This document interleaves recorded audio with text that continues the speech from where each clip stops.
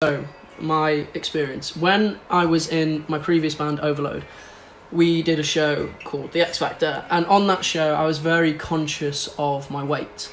I felt like I was the biggest in the band, felt like it was kind of a weakness of the band that there were four like really in shape, kind of good looking lads, and then there was me that could sing and could play guitar, but kind of let the image of the band down. And I always felt as though in Road Trip I'd never let that happen.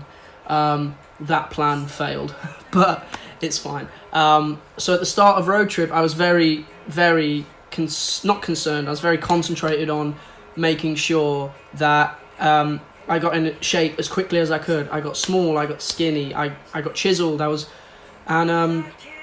the first 2-3 months of the band, I would be in a place where I would go to the gym every day without fail, regardless if I was on time off or if I was doing a band day.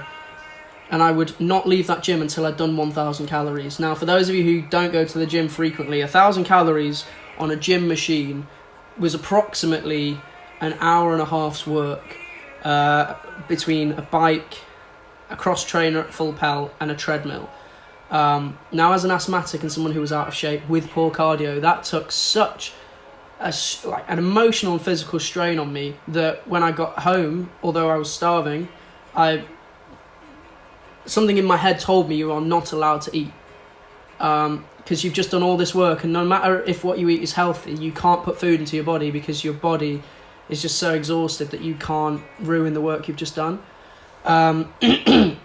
And it got to the stage for about 3 weeks, I believe it was, where I'd take a pre-workout drink, which like essentially gives you energy. It's like full of caffeine and different vitamins and stuff to like give you like an initial burst of energy.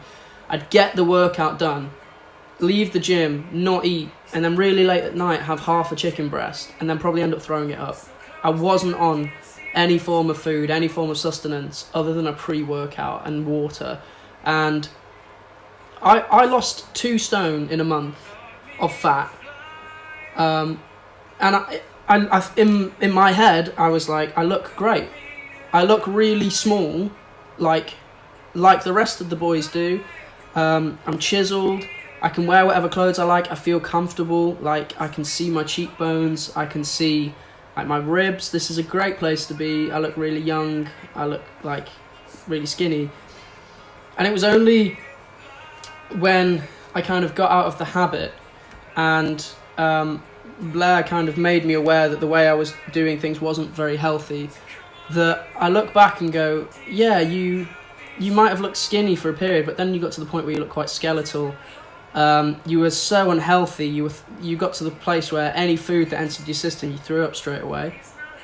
And you should never put yourself through that to conform to any sort of constraints that society like has, in the sense that I thought that by being in a boy band you had to be this slim, kind of beautifully toned boy next door kind of vibe. So I did everything I could to get there as quickly as I could and didn't care about my own health. Now, I understand that story won't be anyone's turning point in their life and make people go from anorexia and bulimia to fast food junkies overnight, and I'm not saying that. I'm not asking anyone who is here suffering from an eating disorder to go away and smash a Big Mac. I'm saying you cannot underestimate how important it is to love yourself and look after yourself. Because I was doing this job to fulfill a dream of mine, but in turn I was taking hundreds of thousands of young impressionable teens and younger with me and portraying an incorrect message. So I do fluctuate with my weight. I'm very awful at maintaining a good diet. I can train and I can play sports and I'm very happy with my cardio and fitness, but my weight is an issue. But it's something that I've always been open and honest about, because I think it humanises me and takes me away from this person on a screen to someone that you could be in school with and you could be going through the exact same issues. So what I want to raise awareness of is that everyone goes through similar turmoil and struggles, and you are not alone in it. And my piece of advice would be, if you are doing it for yourself, do it correct way, and if you are doing it for someone else, learn to love yourself, before you make changes for that person.